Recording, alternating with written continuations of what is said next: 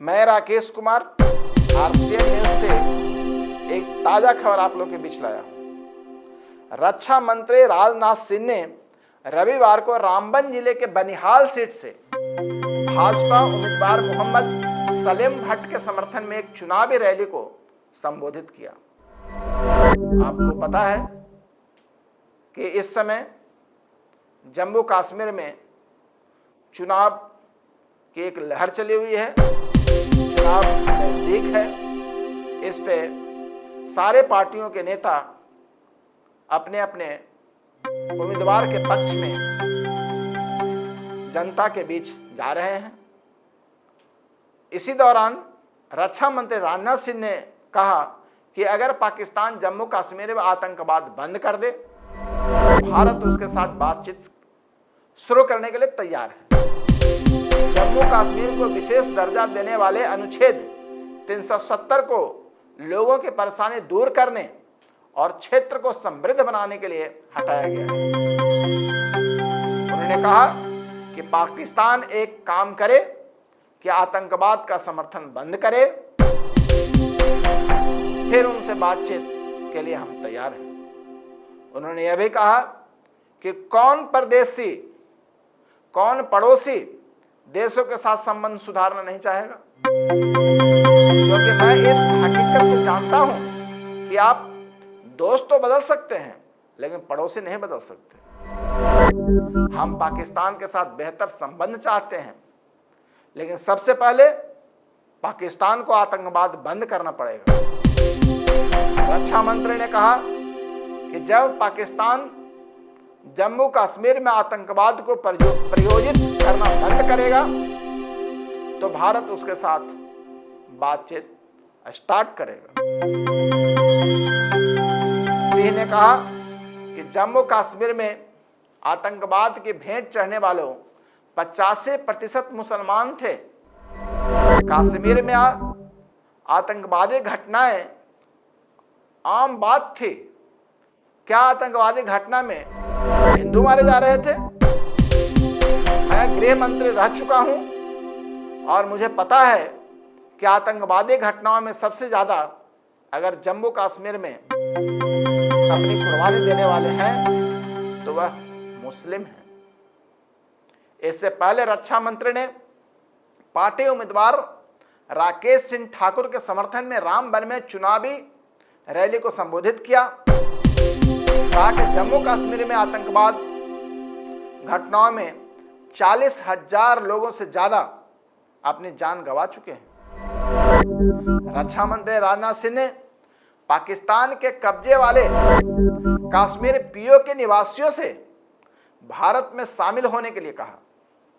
उन्होंने कहा कि हम आपको अपना मानते हैं जबकि पाकिस्तान आपको विदेशी मानता है। भाजपा उम्मीदवार राकेश सिंह ठाकुर के समर्थन में रामबन विधानसभा क्षेत्र में एक चुनावी रैली को संबोधित करते हुए केंद्रीय मंत्री ने कहा कि अगस्त 2019 में अनुच्छेद 370 को हटाए जाने के बाद से जम्मू कश्मीर में एक समग्र सुरक्षा स्थिति को व्यापक बदलाव के रूप में देखा जा रहा है। वरिष्ठ भाजपा नेता रक्षा मंत्री ने अनुच्छेद 370 को बहाल करने के चुनावी वादों को लेकर नेशनल कॉन्फ्रेंस और कांग्रेस गठजोड़ पर तीखा हमला बोला है और कहा है कि जब तक भाजपा है यह असंभव है। उन्होंने कहा कि अगस्त 2019 से जम्मू कश्मीर में समग्र सुरक्षा स्थिति में देखे गए बड़े बदलाव का मतलब है कि अब युवा पिस्तौल और रिवॉल्वर के बजाय अपने हाथों में लैपटॉप और कंप्यूटर लेकर चलते हैं। उन्होंने कहा कि अब कोई भी श्रीनगर में लोगों पर गोलाबारी या गोलियां चलाने की हिम्मत नहीं करता। वहीं धारा 370 हटने से पहले पत्थरबाज और कानून व्यवस्था ऐसी थी कि कश्मीर में लोग जाने से डरते थे। रक्षा मंत्री ने कहा कि जम्मू कश्मीर में अगली सरकार बनाने के लिए भाजपा का समर्थन करें ताकि हम इस क्षेत्र में बड़े पैमाने पर विकास कर सकें। इतना विकास होगा कि पीओ के लोग भी इसे देखकर कहेंगे कि हम पाकिस्तान के साथ नहीं रहना चाहते, इसके बजाय भारत चले जाएंगे।